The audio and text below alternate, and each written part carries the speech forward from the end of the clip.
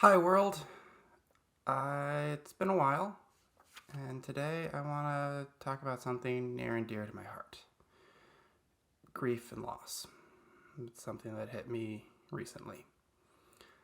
I know a lot of people who wouldn't necessarily be able to relate to the depth and level of grief that I feel from what I lost. And so I just ask that if you don't relate, that you respect that my feelings, my emotions, they are real, deep, profound. I lost my cat about a week ago. She was my first cat. I didn't really grow up with pets. I learned a lot from her and I really loved her. And it was a long, drawn out battle in the animal hospital for her. It was about 2.5 days of fighting and praying for her to turn around. And then she passed. So I'm still really upset about it. I've definitely already gone through the bulk of the grieving process. I had a drive home where I was just screaming and bawling. And so I think maybe part of the reason I want to do this talk is to help myself process. So, what is grief? Let's start there. And I didn't do really any research for this episode, so I'm sure other people have different definitions. I'm sure there's the dictionary will probably say something a little different than what I consider grief. But for me, grief has to do with loss. You grieve something that you think or at the time of the grief, I'd say that you will never have that again. And so you can grieve all sort of things. Of course, you can grieve the loss of a loved one. You can also grieve the loss of an opportunity. You didn't get that job that you wanted or that raise that you wanted, and you can grieve that. You can even grieve your past self. You're no longer able to do the things you could when you were younger, and you can grieve that loss. So for me, my definition of grief is that weighted sadness feeling that you get trying to acknowledge and accept a loss. It has to go with a loss. And it's not easy. When it's really strong, for me, what it kind of felt like was like this giant freight train going through really rough mountains, just shaking and shattering all over the place, things falling off of it left and right. And you just kind of have to ride it out. And it sucks, and there is nothing that anyone can do or anyone can say. You just have to go through those emotions. And when the train finally makes it through that pass, you can then take your time walking back through that whole pass, all on the train tracks, picking up all the pieces that fell off. And that is what it's like to process. It's just sucks. So, I'm not really sure where I'm going with this, I guess. For lack of a better direction, let's see about talking about how I processed my grief, what I went through. And maybe then I'll talk about the Chinese medical narrative, because I enjoy doing that. So, my process was when my cat Gracie, when she was in the animal hospital, I was kind of grieving her before she was already gone. My wife too. Just because we knew the chances were slim, but she wasn't in evident pain, so we kept trying. It was this really weird dichotomy inside of me of hope and grief. Like, hopeless hope. I don't know. And so it was already starting to accept what was gonna be, and that was just kind of this feeling of limbo sadness. And then when she went, that limbo was gone, but all that remained was the sadness. And it was just overwhelming. I couldn't stop myself from crying at times. I was able to compose myself enough to get to the car and start driving after. And on the drive home, I'd be okay. I'd be driving. I'd be focusing on the drive, and then I would just suddenly start crying. And it wasn't like anything changed. It wasn't like a new thought had occurred or anything like that. It's just like my cup was overflowing and I needed to dump it. And in doing that, I started screaming and crying. And I let myself do that because I was alone in the car. And I wish I was strong enough that I didn't have to be alone to let myself do that. But I'm not. So it was, I think the strangest part for me was I'd be screaming, I'd be crying, I'd be doing all that. And then suddenly I wouldn't anymore. It was like, all right, the cup's empty. I can let it start to fill up again. The strangest time was there was one or two moments where I'm screaming, I'm crying, and I'm just, calling out to my cat, wishing she was still here. And about halfway through that, my mind suddenly separates, disassociates.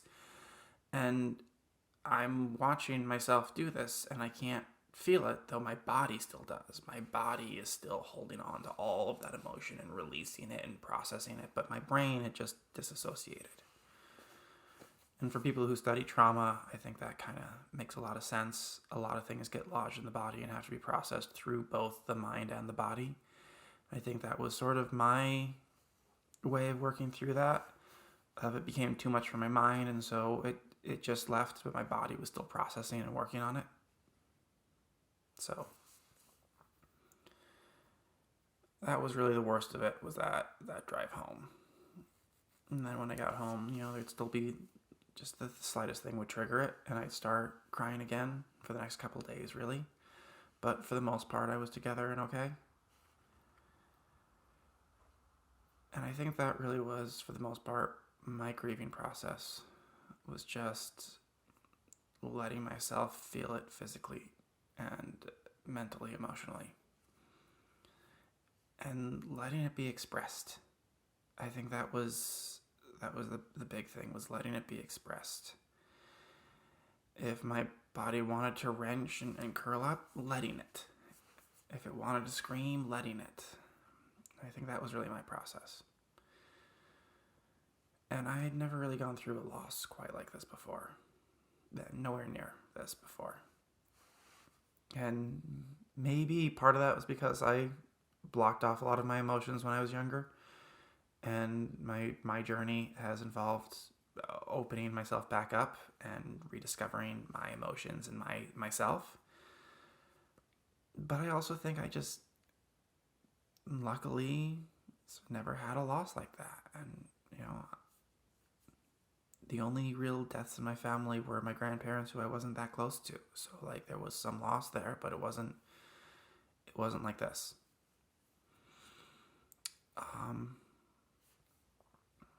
So yeah, let's go into talking about grief and loss from the Chinese medical narrative a little bit.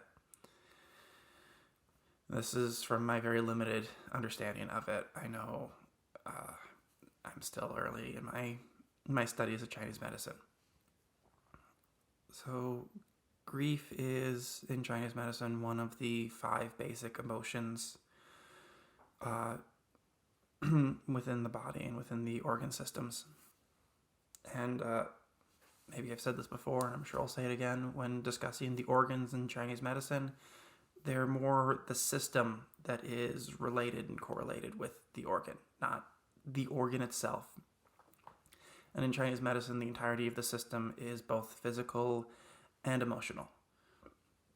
So, excuse me, as I'm talking about the lungs, which relates to grief here, I'm not just talking about the physical lungs, I'm talking about the entire respiratory system throughout the body. And in Chinese medicine, it's also the skin is connected to the lungs.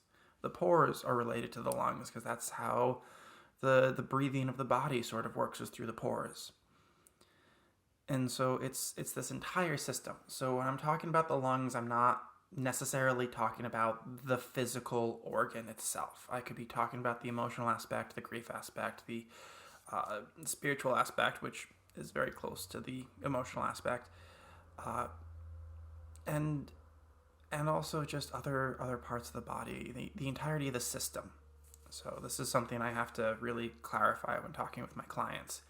So I'll talk about, especially if I'm talking about something relating to the heart, they'll get, really worried. My heart's, I got a problem with it. No, it's the system in Chinese medicine that correlates with the heart. And sometimes that can correlate with the direct physical heart, but not always. It's more complicated and broader than that.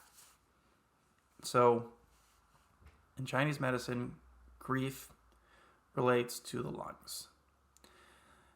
The lungs and the large intestine. That's the yin-yang pair. And those are also the middle element.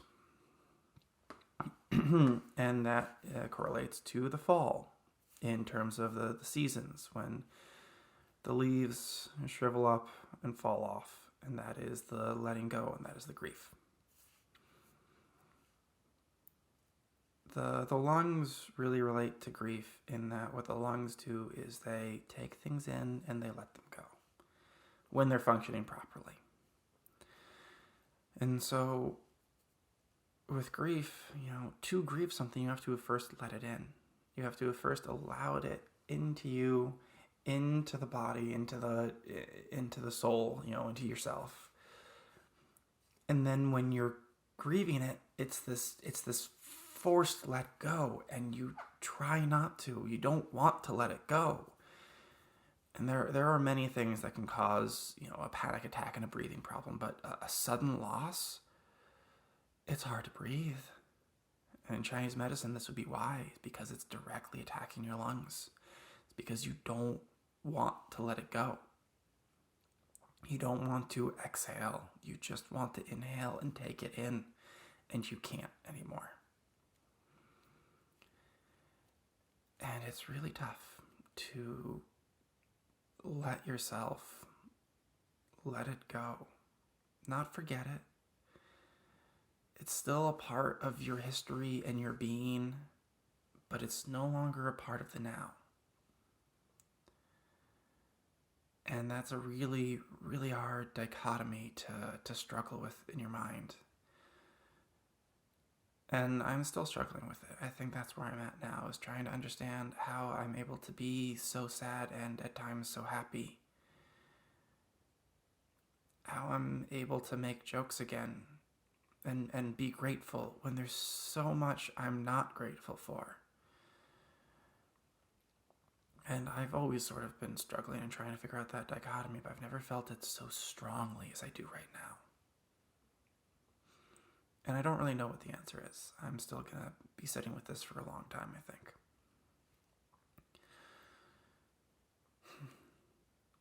The other aspect of grief is the large intestines. And what the large intestines does is literally tries to get rid of stuff, tries to get rid of your poop. I'm going to try and keep this PG. Otherwise, I would say the S word. So the large intestines is literally about getting rid of poop. Physically, mentally, emotionally, all of it. And that goes hand in hand with the lungs. The lungs is trying to sort of keep this balance, this regulation of taking things in and letting them go. But if you're just doing that really gently, things sort of build up. You end up getting more inside of you, typically. Not always, but typically there's, more coming in than going out. And that's where the large intestines come in, to really get rid of the stuff that needs to go.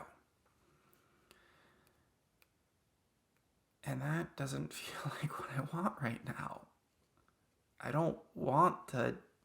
There's nothing that feels like it needs to go. I know it does. I know there's things that need to be let out and gone forever. I know there's poop to get rid of in this emotional battle, but it's really hard because it doesn't feel that way. It feels like there's all these things I need to hold on to and keep. But yeah, it's hard. I know there's a lot more to grief and what it does. Any emotion that you get stuck on too long causes all sorts of problems in the body in Chinese medicine. But that's a brief rundown on grief. Has to do with loss. It has to do with the lungs. And I had a friend in massage school who did a lot of yoga, and she dabbled in Ayurvedic. And she said that the rib cage and the chest up front here was called the cage of tears. And that really correlates with the Chinese medicine there, with the lungs having to do with grief, and the grief being so much to do with tears. So if you're going through a loss, if you're grieving right now, I'm really sorry. I hope you can process it. I hope you can release it. I hope you can breathe. Just remember, it's not gone for good in here. It's a part of your history. And take in what you need to take in. Take in what will be with you forever. And let go of what you need to let go. And I know it's hard. Till next time.